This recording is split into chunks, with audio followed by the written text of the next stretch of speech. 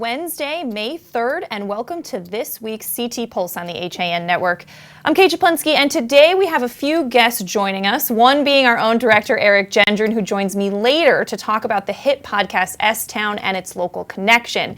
Editorial cartoonist Doug Smith will also lighten things up later on with some drawing conclusions. But first, on the line we have Darien Times editor Susan Schultz to talk with us today about a Wilton story that's continuing to unfold. Now, last week on CT Pulse, we talked with Wilton Bulletin editor Jeanette Ross about a lawsuit brought against the town and Board of Ed by the parents of a girl who was allegedly sexually abused by a paraprofessional back in 2012. This happened at the Miller Driscoll School. Now, the town and Board of Ed's attorneys have filed a motion seeking to have that suit dismissed. The town, in its filing by the attorneys, alleges the preschool girl's behavior was at times flirtatious. She had a history of being untruthful, among other details that have led to a lot of angry backlash from parents and people in the community. Now, today we're going to take a little bit of a different look at it. Susan Schultz, who's also a parent in Wilton, joins us now. Susan, thanks so much for coming on today. You there, Susan? Can you hear me? Oh, hold on. I lost her. Oh no, we lost Susan. Okay. Talk about the story. All right, so just to talk about the story a little bit, according to the Wilton Bulletin, the lawyers now want to depose Eric Von Cohorn. Now, he is that paraprofessional who is currently incarcerated on possession of child pornography. He was arrested back in 2014 and is currently serving a 6-year sentence, suspended after 2. But Susan recently wrote a letter to the editor kind of talking about this from her perspective as a parent. I believe we have her back on the line. Susan, you there? Yeah. Oh, sorry, yes, we lost you there. So, Susan, thanks so much for coming on today.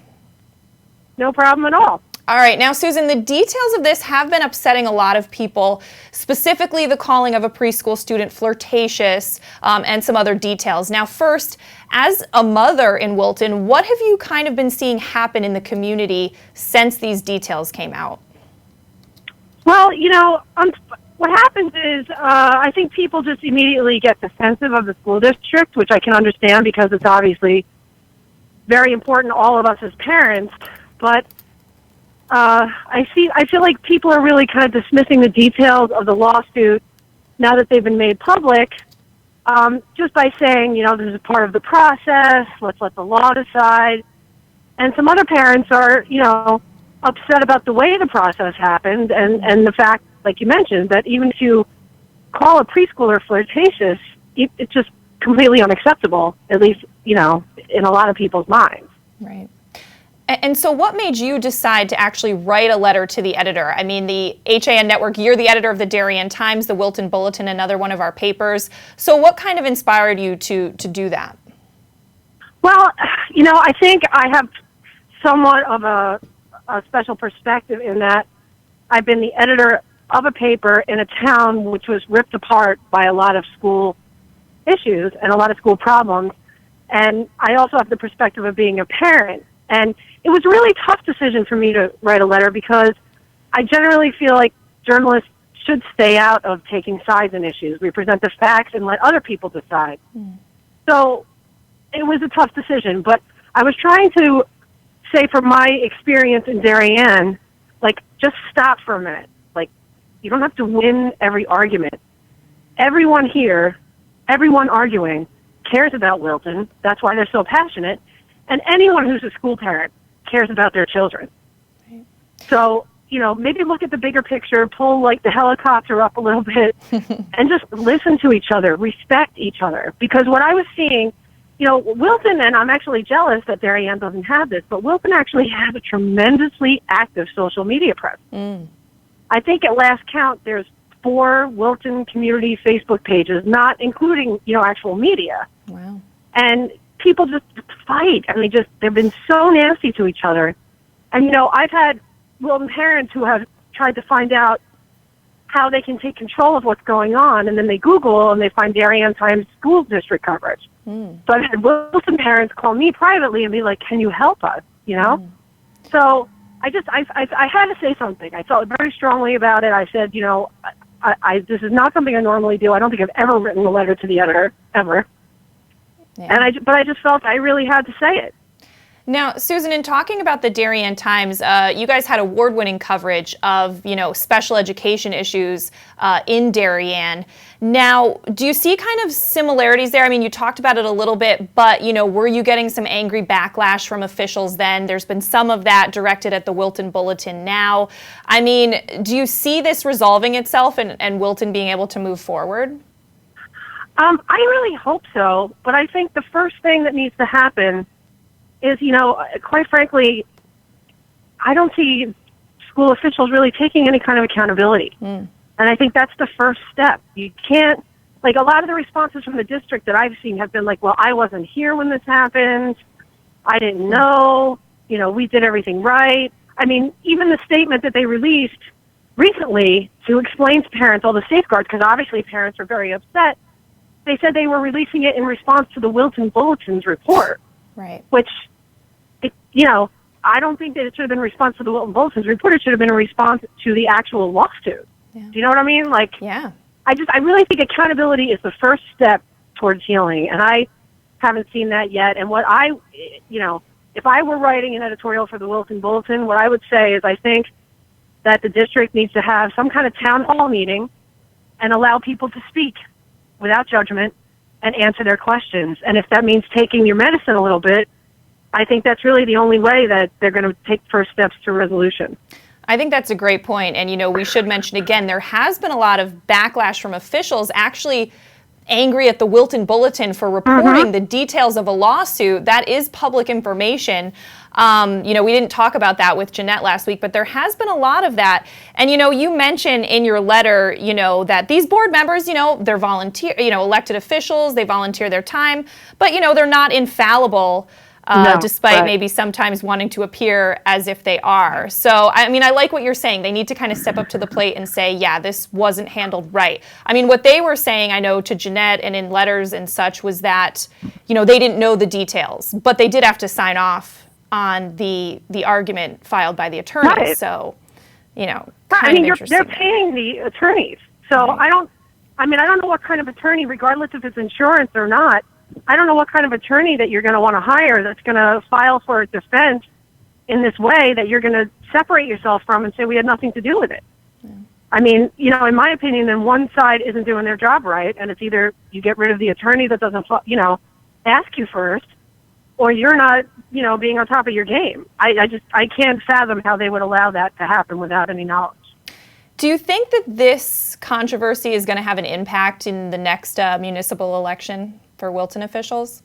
I don't know because, again, it's going to be one of those things maybe where it's going to be maybe a quiet rebellion because I think people are just afraid to voice any kind of criticism, and maybe they'll do so with a ballot, and maybe we'll all be surprised. It's not like it hasn't happened before, Right. I don't know. I mean, I think the problem is people are so terrified of the school district looking bad.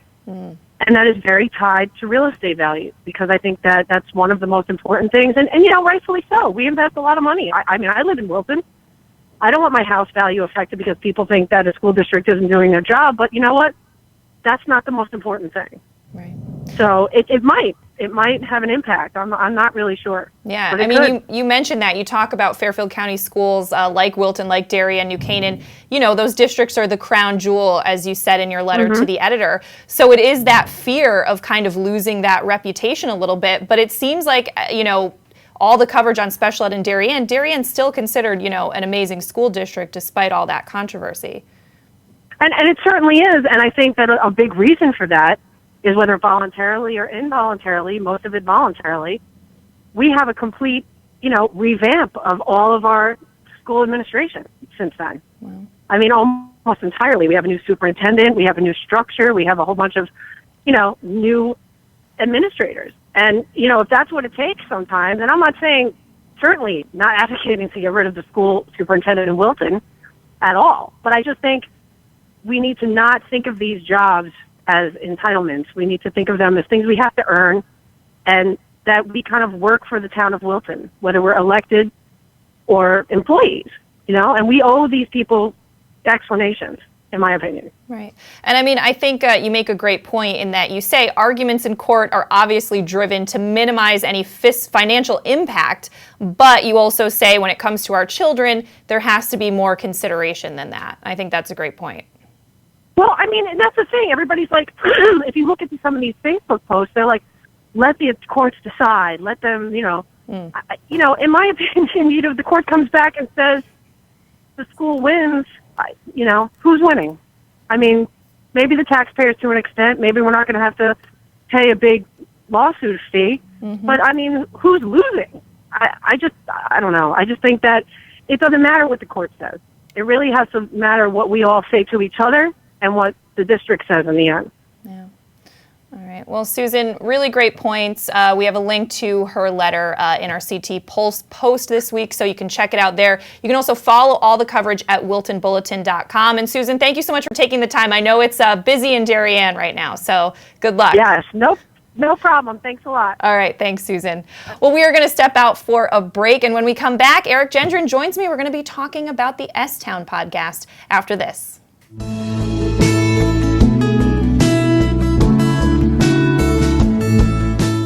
At the Milford Bank, we offer an extensive selection of lending products and services to meet virtually any need.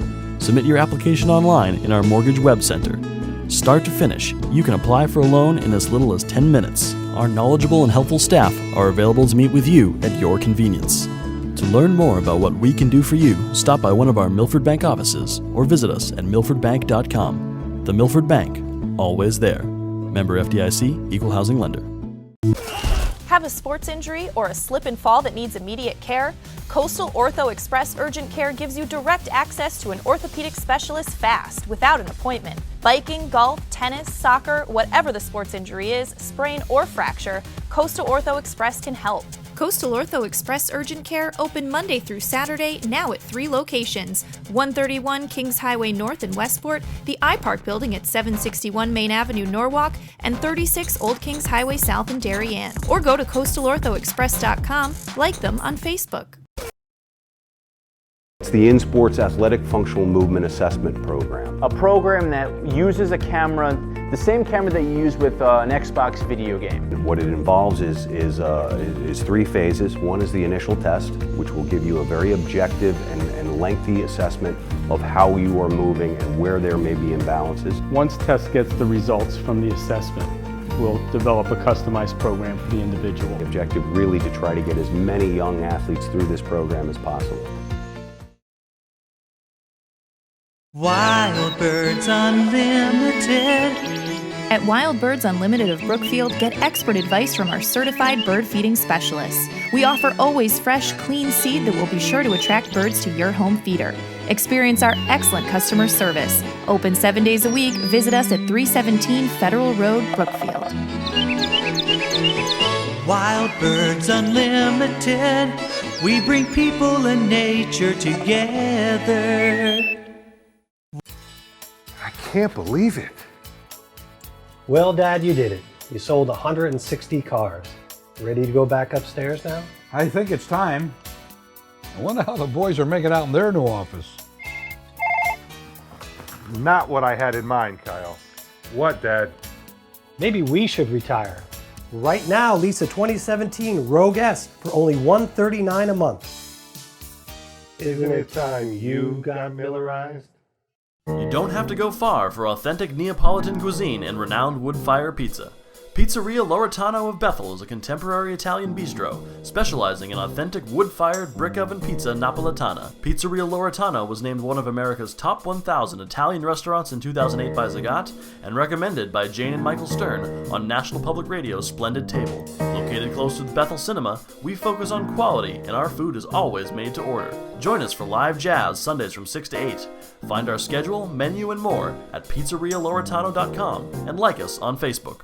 You don't have Back to CT Pulse on the HAN Network. I'm Kate Chaplinsky, and I'm joined by our director, Eric Gendron. He stepped away from the controls to join me. Eric, thank you. I know, weird to be on this side of things. Yeah, it is a little strange. Now, he goes on Nutmeg Sports every day, Yep. but he's behind the controls for that. So, Yep. Eric, I brought you on because you are in the middle of listening to S-Town. Yes. Now, for anyone that doesn't know, this podcast was released by Serial Productions. Did you listen to the first season of Serial? I did. You know, Serial is kind of, I kind of liken to the True Detective of podcasts, because season 1 was amazing and blew everybody's minds. Yeah. Season 2 was, I think, we all can agree, a big disappointment comparatively. Well, now I'm going to argue with you on the True Detective analogy, because I actually liked season 2. You liked season 2, okay.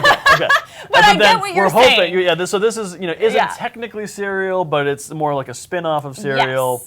Yes. And I heard about it a few months back. One of my good friends was saying, "Have you heard of S-Town?" And I was like, "Nope." And I had been meaning to check it out, and then when you brought up that the host Brian Reed was from Shelton, I was like, okay, I'm gonna give it a shot, because you were doing the interview that morning, right? And I was like, I gotta go check this out here, and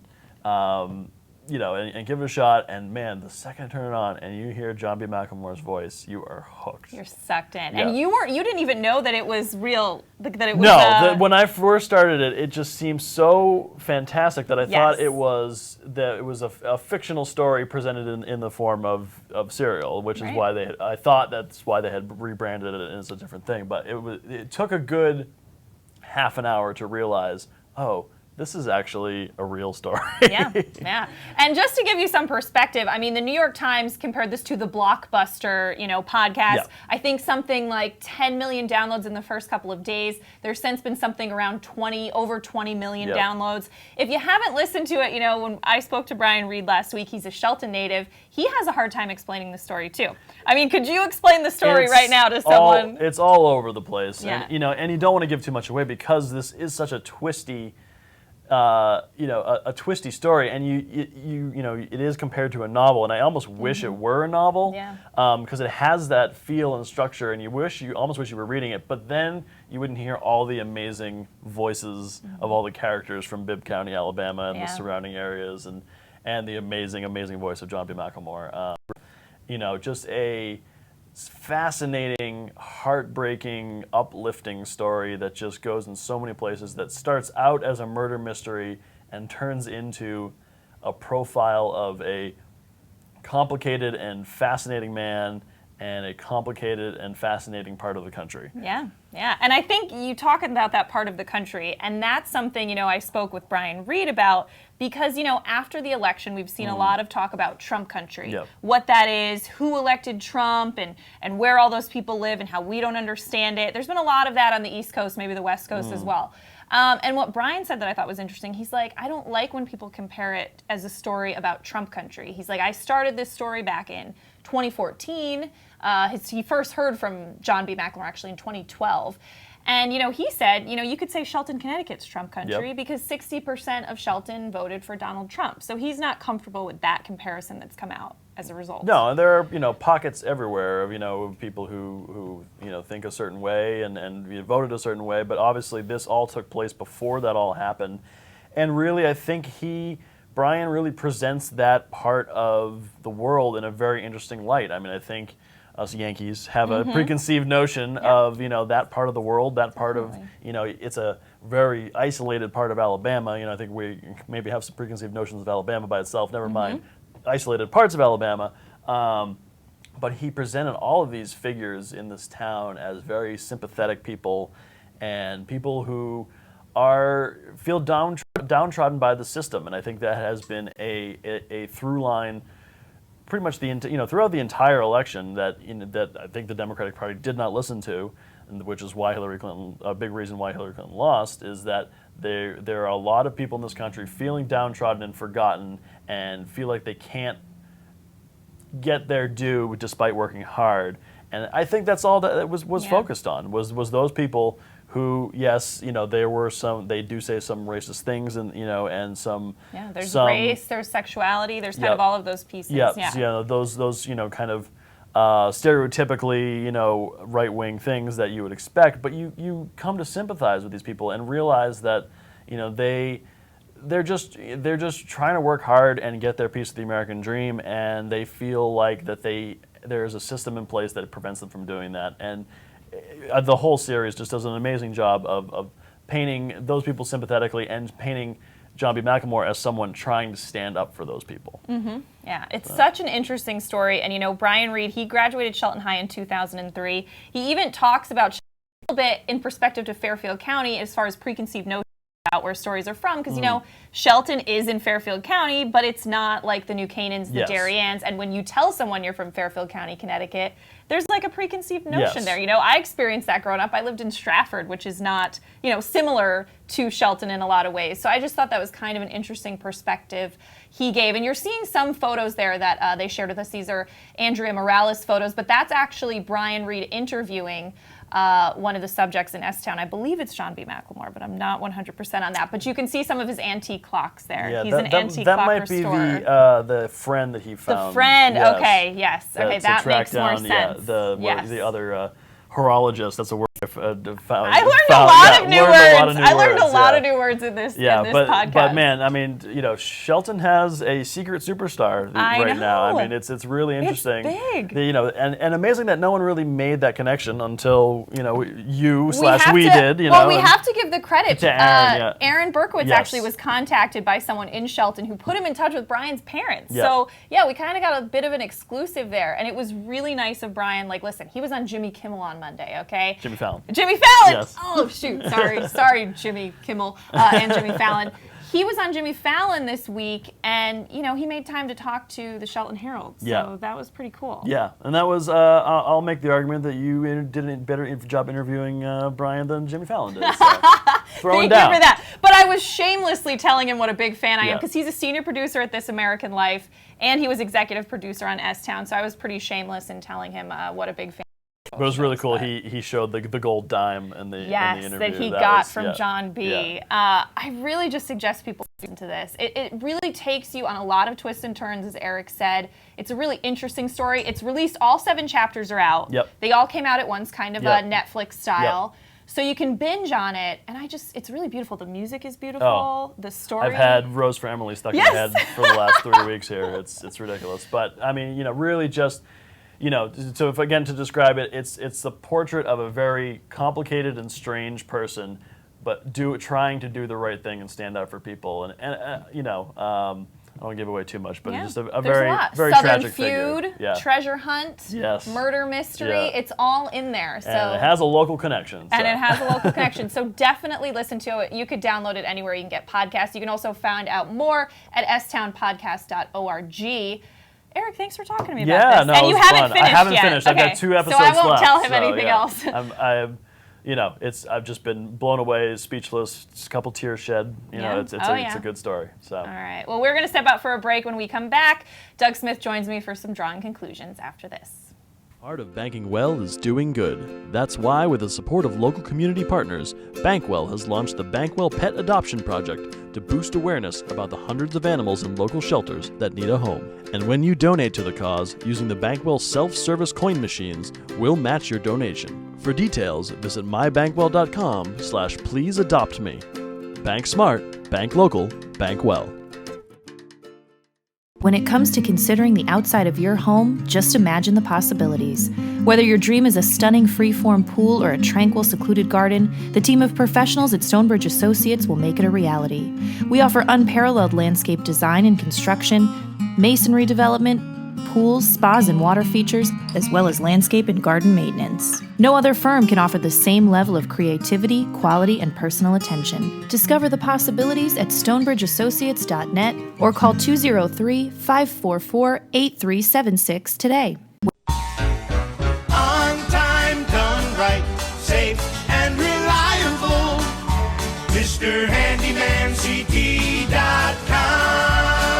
Let our satisfied customers tell it. I have called Mr. Handyman for every reason, every occasion, every broken item, every leak. They have bailed me out on many occasions, and I would recommend them to anyone. For any project, large or small. MrHandymanCT.com. If you're watching this broadcast, you're not alone. The HAN network is available for 200,000 Connecticut cable customers on the Frontier network. And we've also reached more than 2 million viewers on our free live streaming sports, news, and entertainment broadcasts.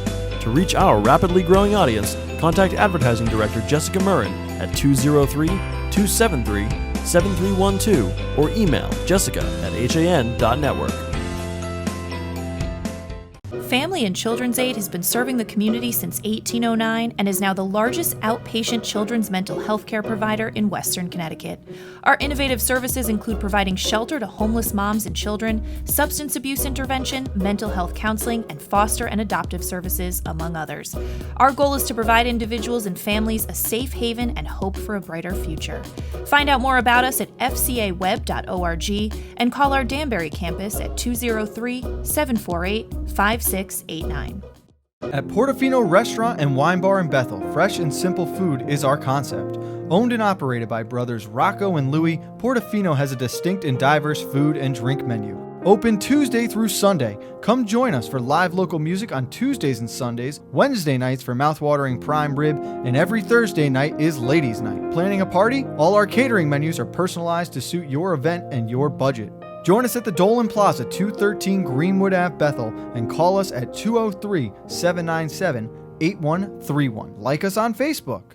Welcome back to CT Pulse. Doug Smith is terrifying cats. I know. Withdrawing it's conclusion. based on real life, and that's basically my cat. Poor thing has to. It's bad enough my wife has to look at me every morning. Now the cat does. So. Oh, poor thing. All right, Doug, let's get into your editorial cartoons this week. Up first, tell us about this one. Oh, Darien, just the ongoing thing. People are not locking their cars. And leaving diamond necklaces there you go. and Rolexes and strangely, inside. the insurance companies get these strange claims for thousands of dollars. But very nice. I like that. Many so towns could use that one. I know, that's the extremes they're going to have to go to.